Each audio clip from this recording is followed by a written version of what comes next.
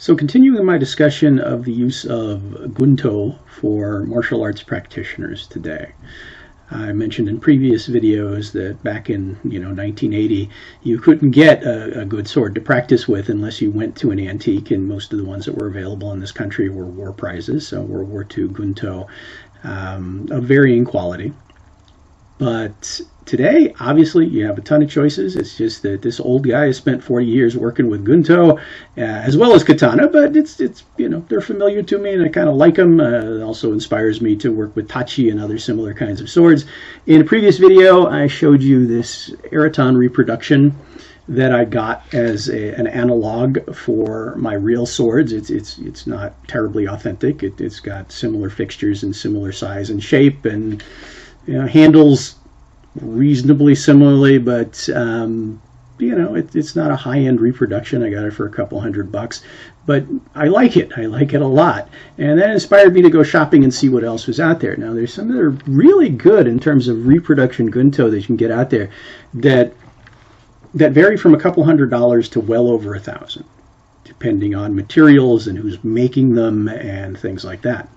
But one that caught my eye as a suspiciously good bargain was from Ryujin, and Ryujin is known for being an offshoot of Musashi Swords. Samsung was somebody from Musashi, one of the co-founders, who decided to start his own forge, and what they're known for is offering an online tool where you can customize a katana. You could pick your suka and your fixtures and your ito and your scabbard color and your suba, your guard, and then whether your blade has a groove or no groove, and some changes in the quality of the steel.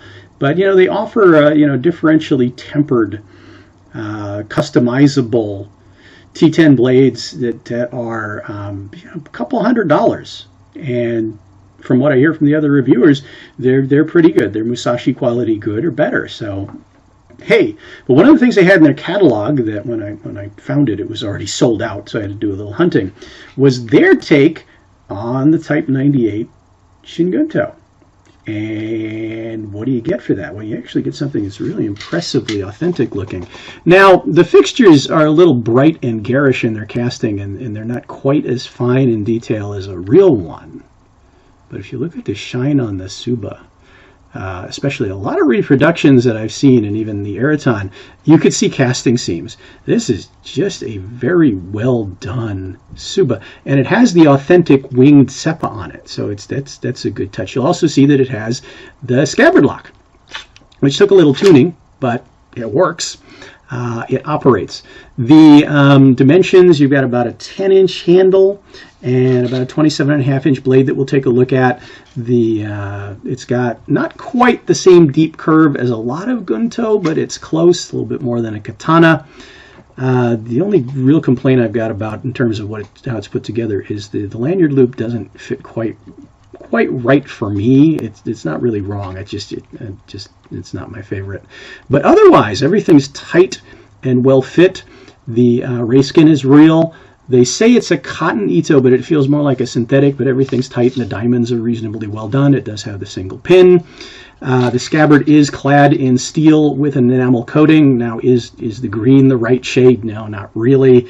But, if it really bugged me, I can change it. It does come with a single hanger and the other fittings that are pretty authentic.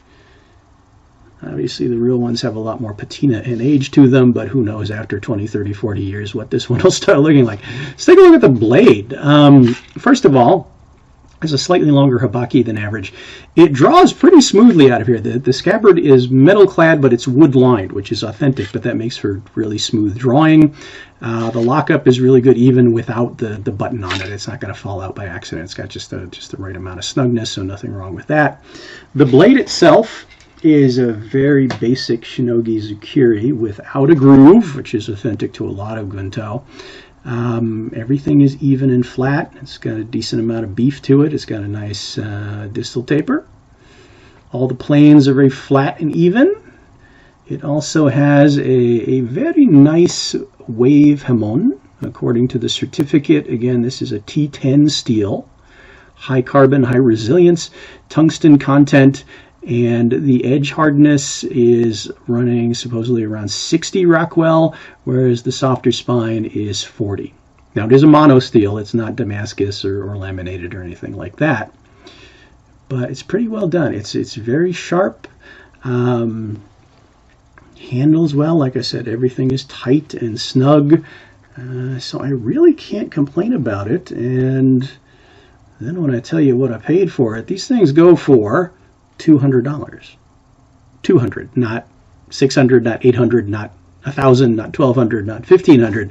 Now, obviously, you can get some pretty fancy stuff. It depends on the maker for that kind of money, but you know, this is my famous roll the dice on the cheaper thing, and this comes in a nice silk brocade dragon sword box with you know, fairly common sword bag, but it also comes with a cleaning kit and a certificate, and all of that for $200.